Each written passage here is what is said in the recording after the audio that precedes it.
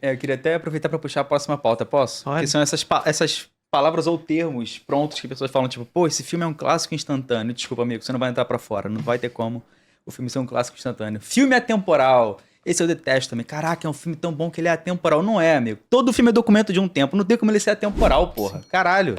Clássico instantâneo. Vamos no clássico instantâneo? Clássico instantâneo. Vamos no clássico instantâneo. É isso, né? É o clássico miojo. É o clássico. O clássico, ele, por definição, é um filme que depende do tempo. Sim. O tempo vai tornar ele clássico. O desdobramento das coisas que acontecem no mundo e no cinema farão ele se tornar um clássico, um filme referencial. É isso. Isso não acontece de dia pra noite, gente. Sim. E talvez o filme seja clássico, você não esteja nem mais vivo pra ver isso acontecer, Perfeito. sabe? E quando a gente diz é o tempo que vai fazer, não é como se, o filme lançou, agora deixa o tempo fazer seu trabalho. Não. Não, é o processo crítico, é o processo cinéfilo, é o processo do mundo, político, tudo isso. Sim. No tempo acontecem coisas, inclusive o trabalho crítico, de reagir a esse tempo que a gente fala. Mas não só ao tempo, mas ao espaço onde aquilo está inserido.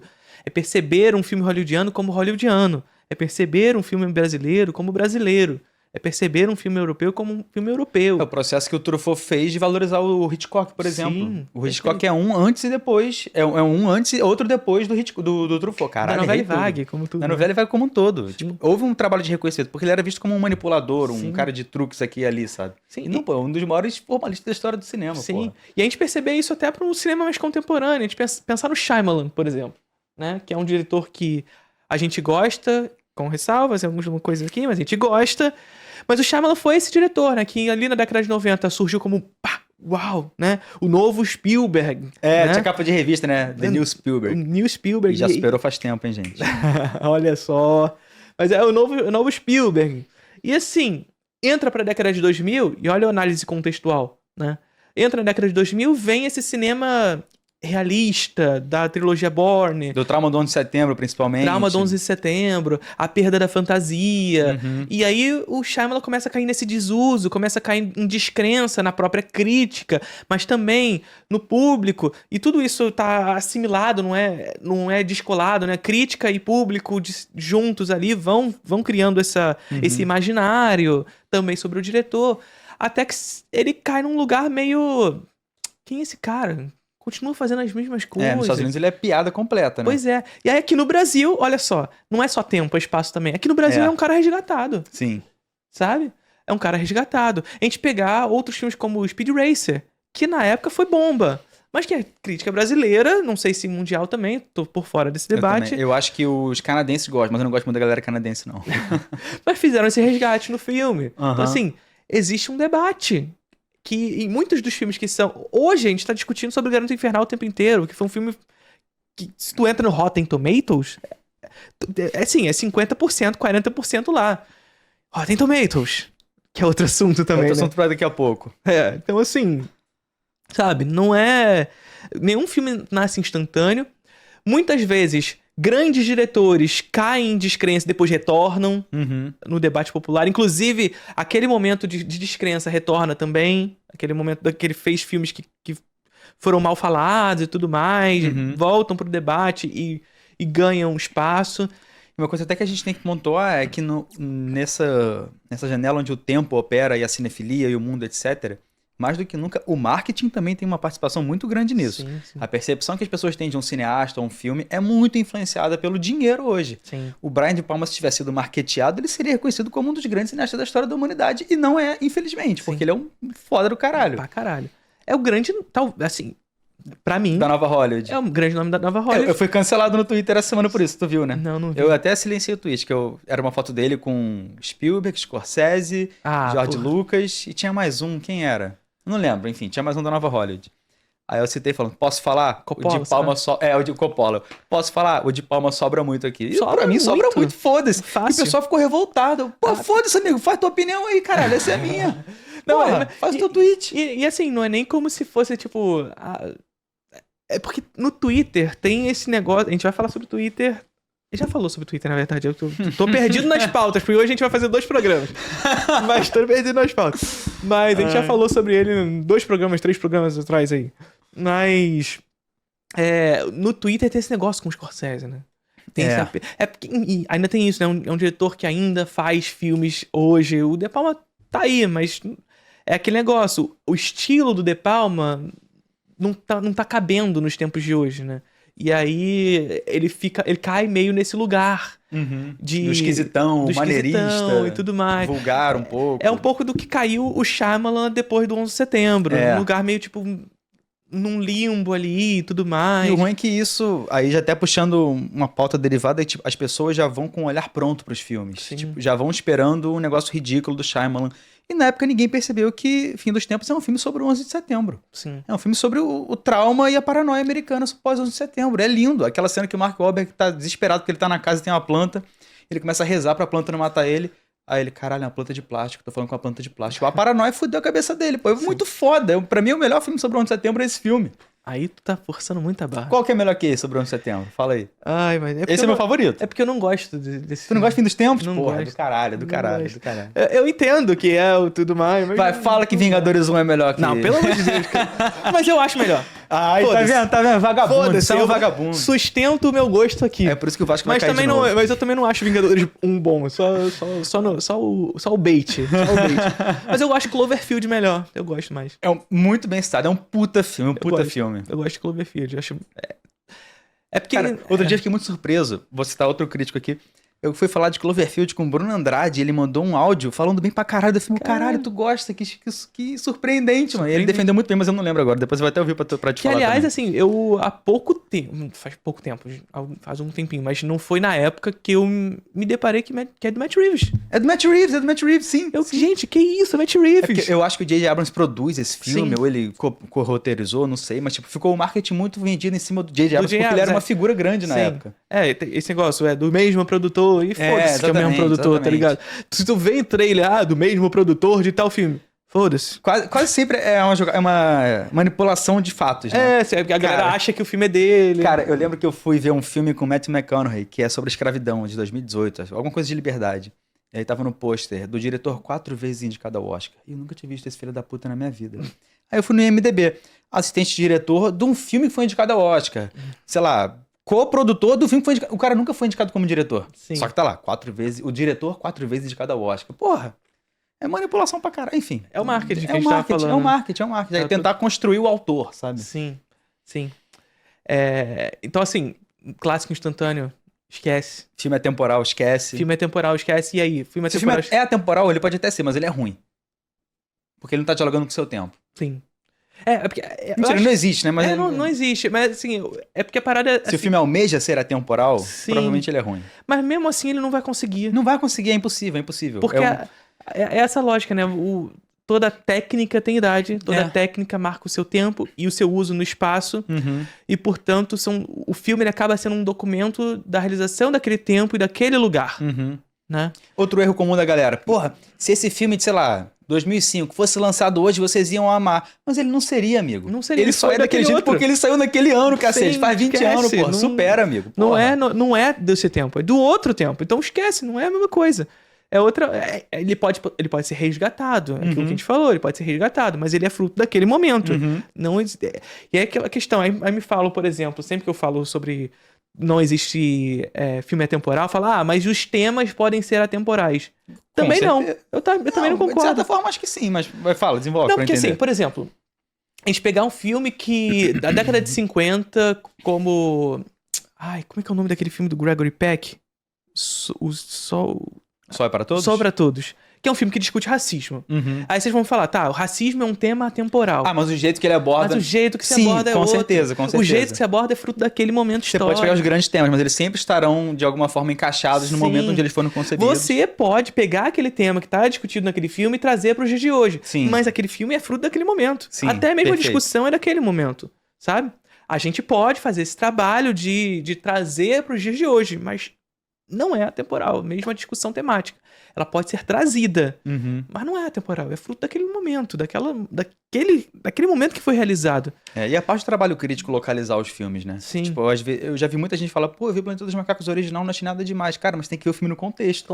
O pessoal tava na pira de que o mundo ia acabar em bomba. E o filme é sobre o mundo ter acabado e a humanidade ter acabado, sabe? Tem um contexto pro filme ter tido um impacto naquela época. E é isso, tematicamente está intimamente relacionado àquele contexto ali da Guerra Fria. Mas ainda assim o filme consegue funcionar hoje. Sim. Porque a temática, ela é fruto daquele tempo. Mas a gente pode trazer pro nosso tempo. Porque o medo do mundo acabar permanece. Permanece. Por outras coisas, mas permanece. Foi o que fez a trilogia Caesar. Trouxe pra uma outra lógica. Pandemia, doenças e tudo mais, que aconteceu por acaso anos depois. Uma doença pandêmica, globalização. Enfim, os medos mudam, mas se atualiza. Tipo, não tem 5 anos que o homem mais poderoso do mundo estava falando: esse norte-coreano acha que é foda, o meu botão vermelho é maior que o dele. Porra, o botão de explodir a porra da bomba, cara. Então esse medo é eterno. Sim.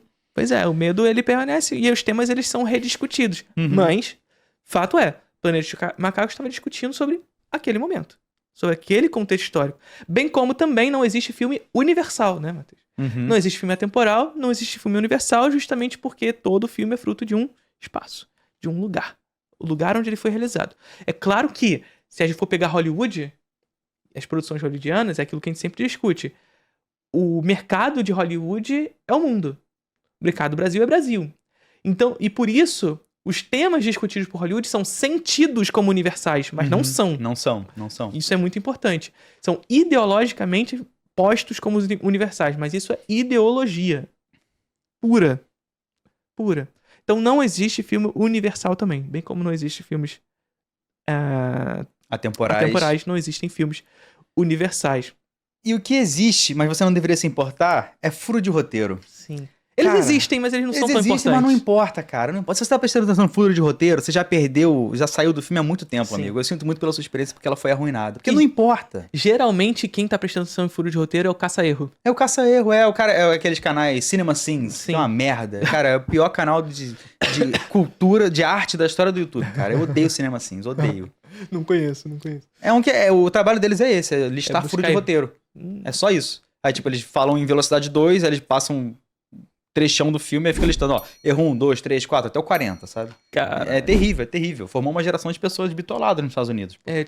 Que não tem experiência com o filme. Sim, não tem. Eles vão ver o filme procurando o erro. E que, na verdade, real, né, Matheus? Essa é a prática da crítica americana. E é terrível. A crítica americana é essa crítica que você pega o texto deles, parágrafo dizendo, fotografia é isso, direção, isso. E é engraçado que aqui no Brasil, geralmente, quem gosta de caçar furo de roteiro é a galera que gosta dos diretores que a gente costuma cutucar um pouquinho, tipo o Nolan. Gente, os filmes do Nolan também tem furo de roteiro, gente. Caralho! Ou você acha que faz sentido um multibilionário ter um armamento militar embaixo do prédio da empresa dele e ninguém saber? Sim. Porra, sério, amigo, desculpa. E assim, frequentemente cenas bem mal filmadas. Então, assim, se você caça erro, então vai caçar erro no Nolan. Porque, né, tem bastante coisa ali pra tu caçar. E isso não torna o filme ruim. Não isso. Eu não acho que não torna o filme ruim. Pra tu ver, tô falando de um diretor que eu não gosto, de filmes que eu não gosto, e falando de defeitos que pra mim não tornam o filme ruim, pô. Porque o filme não é sobre isso. É claro que é assim, Matheus. É importante dizer isso. Furo de roteiros existem, como a gente disse. Existem. Eles não são tão importantes como se imagina. Essa que é a parada. Mas é claro que a gente precisa sempre contextualizar o furo de roteiro com a encenação do filme. Existem encenações que são mais permissivas e encenações que são menos permissivas.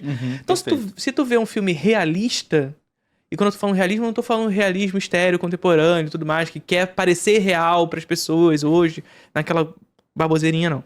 Tô falando assim, se tu pega um filme lá do neorrealismo italiano, e aí tem um mega furo de roteiro ali, pô, é muito mais sentido. O furo ele vai ser muito mais sentido pelo espectador, sabe? Do que um filme de fantasia, que é permissivo, que um filme do Brian De Palma. Que, porra, ele tá cagando pra isso. Né? Eu sempre falo a cena do dublê de corpo, do final de dublê de corpo. No final do filme, tem uma cena que o nosso personagem central, ele é aprisionado pela polícia. A polícia bota ele encostado no carro e vai começar a algemar ele. E o vilão tá correndo pra uma represa, pulando uma grade e indo pra lá.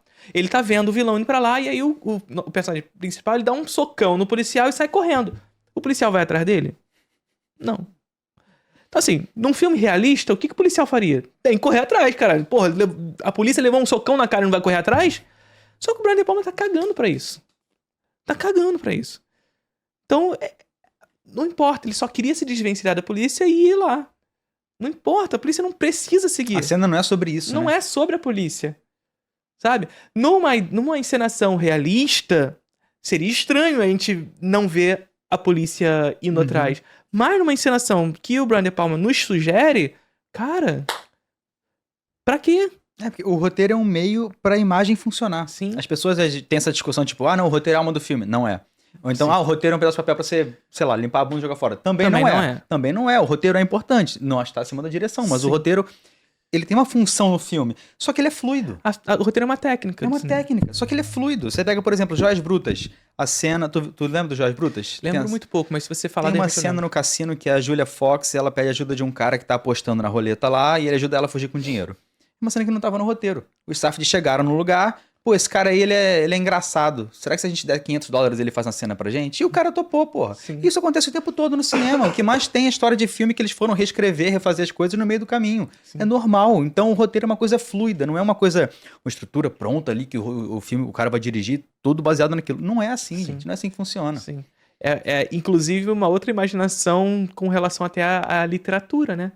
Que o filme tem que ser igual ao livro e tudo mais. Puta merda. E o roteiro é quase a parte mais literal do cinema, Uhum. né? E aí se imagina que, portanto, aquilo que está no filme é o roteiro, necessariamente, né? Não, aquilo ali é como se pensou aquilo que estava escrito, Uhum. que muitas vezes não está nem mais escrito, porque já foi reimaginado em imagem, Uhum. né? E toda essa discussão do livro com o filme, Matheus? Serve até pra tudo, pra gibi, por exemplo, né? Mas é muito... Cara, eu acho muito esquisita essa discussão, porque as pessoas costumam reclamar quando não é fiel, mas quando não é fiel em coisas, por exemplo, representatividade branca, quando tem personagem negro. Mas, por exemplo, o Homem-Aranha do Tom Holland não tem nada de fiel ao Homem-Aranha dos quadrinhos. Nada. Eu li a gibi do Homem-Aranha pra caralho quando era criança. Tem nada a ver, porra. Sim. O moleque era um fudido e agora ele é um padrinhado por um playboy. Sim. Tem nada a ver. Ou então, sei lá, deixa eu pensar em outro exemplo que não tem nada a ver. O The Last of Us, a série. Eu argumentei que não tem nada a ver o jogo com a série. Mas as pessoas gostaram. Então, tipo, é um negócio muito nitpicking, sabe? As pessoas escolhem quando elas gostam, quando não gostam. Tipo, O Senhor dos Anéis. A série não é fiel porque tem um elfo negro. Tá, amigo, tem um monte de coisa também que o filme do Tolkien, que o filme do Peter Jackson mudou do livro e a galera não reclama, porra. Então é um saco isso, porque é sempre um negócio muito seletivo. As pessoas escolhem coisas que elas não gostam e como elas às vezes não conseguem elaborar e argumentar por que elas não gostam, elas falam, porque não é fiel. Isso é chato pra caralho, pô. Sim, total. Tô meio revoltado, né? Não, mas é pra ser revoltado, né? Mas assim, gente, então, estamos fazendo aqui também as nossas ponderações de erros na cinefilia e tudo mais. Mas é pra vocês pegarem isso aqui e irem assimilando também a parada, né? Não é... Não é pra tomar A gente como não tá- verdade, é pra a gente você não- refletir sobre isso. Perfeito. E não é pra vocês também lidarem isso aqui como um esporro pra vocês. Não, pelo amor de Deus. Não, eu tô falando de pessoas hipotéticas. Sim, é o... Assim, eu pensei em uma outra pessoa em alguns momentos aqui até agora, mas não são Claro. pessoas que provavelmente vão assistir a gente, sabe? Tipo, o Roger Ebert não vai assistir a gente, porque ele já tá com o Olavo de Carvalho. Não, mas eu pensei em pessoas. Pensou? Pensei. Mas eu não vou revelar. Eu pensei em um ex-crítico que se aposentou. Um paulista muito doido. Mas não vou É citar, o que eu tô não. pensando? Cara, acho que não, porque ele não é famoso. Ah, tá. Mas é porque eu imaginei que pudesse ser esse famoso. Cara, é um cara que ele reclamou... já falei disso até em outro podcast, que ele viu o vidro do Shyamalan e reclamou. Poxa, mas ela não acredita que os heróis têm poderes, mas ela fez instalações que se preparam pra lidar com os poderes dele? Isso não faz sentido. Sim, esse é o ponto do filme, amigo. E ele reclamando da parada. Mas eu tava pensando que era um dos dois que a gente sempre falou que nunca vai estar aqui. É que eu não consumo. Eu não consumo. Não consigo. Eu tentei ver um vídeo de uma das pessoas semana passada, assim, Cara, não é pra mim, não vou ficar vendo essa parada, que eu vou ficar só com raiva. Então, Mas cabe pros dois isso. cabe pra caralho. Não vamos revelar quem é. Nem Não, mas adianta. Quem viu todos os programas deve saber um deles, né? Sério, Pelo menos, acho porque eu já que sim. falei um deles aqui. Sem querer. Mas sem soltou. querer, mas soltei. Eu banco minha opinião, gente. Mas eu ia falar alguma coisa que eu esqueci. O que era? Mas fidelidade, por exemplo, todo mundo ama o Kubrick. Nenhum filme dele é fiel.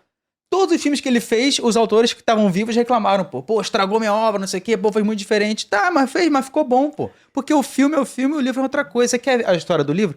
Lê a porra do livro, caralho. Sim. O filme é outra parada, amigo.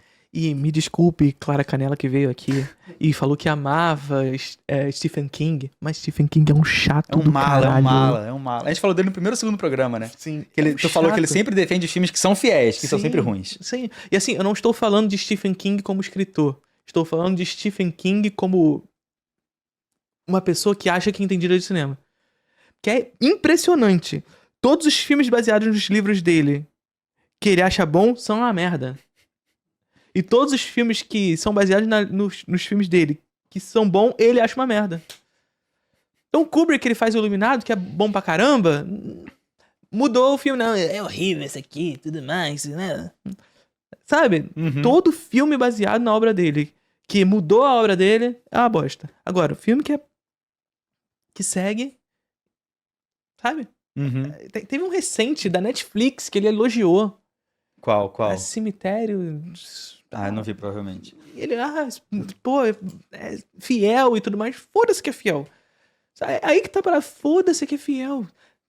Gente, presta atenção numa coisa. Uma coisa até importante pro início da cinefilia. Que muitos de vocês, na minha época, tinha muita discussão de Facebook. Hoje em dia, eu acho que o jovem perdeu um pouquinho do hábito do Facebook, né? Já tá em outro lugar.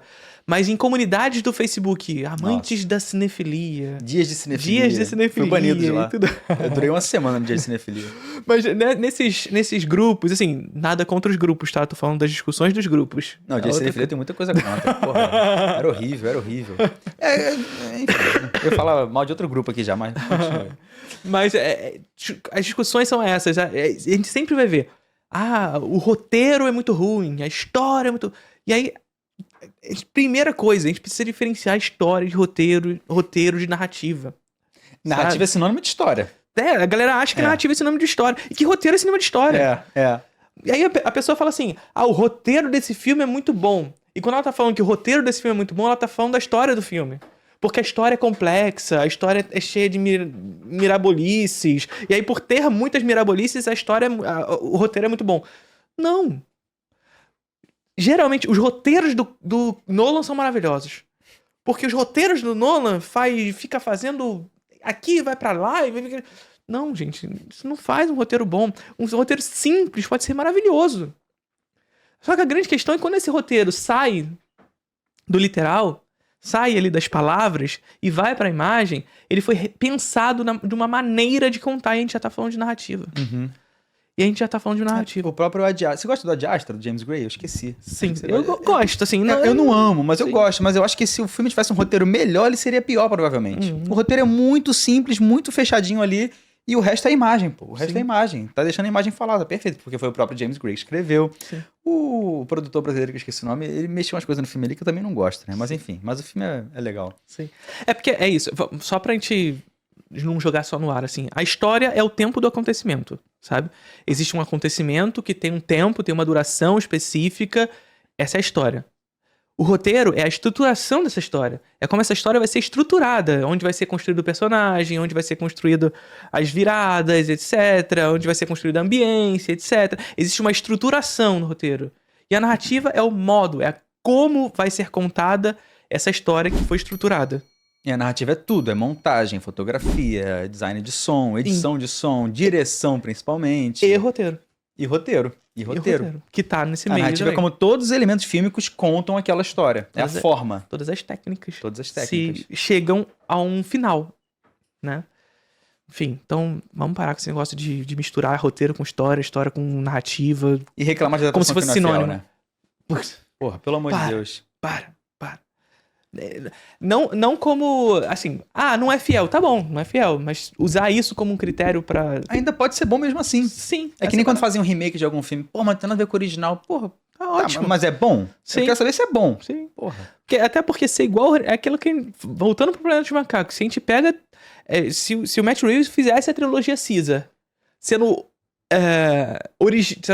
fiel ao original, o original tá falando de outra coisa, de outro momento. Por que ele faria isso? Qual o sentido dele fazer isso hoje? Não faz sentido. Então não tem que ser fiel. Não tem que ser fiel. Perfeito. Tem que se discutir, tem que se comunicar com o nosso tempo. Você provavelmente já conhece a Filmica. O que você talvez não saiba é que tá rolando uma promoção anual que você paga R$ 84,00 via Pix e tem acesso por 1 ano ao catálogo deles. E não é catálogo qualquer um não, hein? Tem muita coisa interessante, diversos polos diferentes do cinema. Você vai ter acesso a filmes da Chantal Akerman, da Vera Shilitova, da Claire Denis, é muita coisa de todos os cantos do mundo. Inclusive tem filme brasileiro. Vaga Carne da Graça Passou, um dos grandes filmes brasileiros da década passada pra mim, tá na Filmica também. A Filmica tá com uma interface nova tanto pra web quanto pra aplicativos e tá disponível pra Android, iPhone, Android TV, Apple TV, Chromecast, Fire TV e muito em breve vai chegar também nas televisões Samsung e LG. Então não deixe de aproveitar essa promoção, pega os links aqui na nossa descrição, conheça a Filmica e o catálogo deles que tá incrível, não perde essa.